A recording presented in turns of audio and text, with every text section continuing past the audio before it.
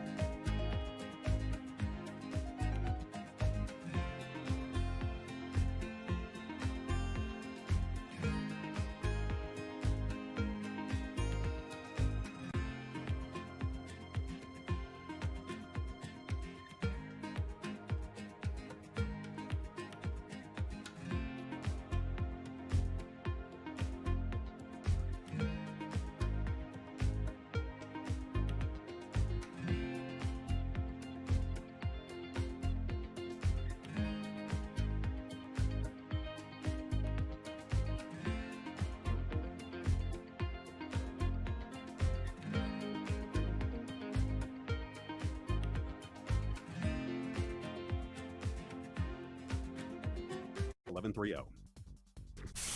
Broadcasting live to New York, Bloomberg 1130. To Washington, D.C., Bloomberg 99.1. To Boston, Bloomberg 1061. To San Francisco, Bloomberg 960. To the country,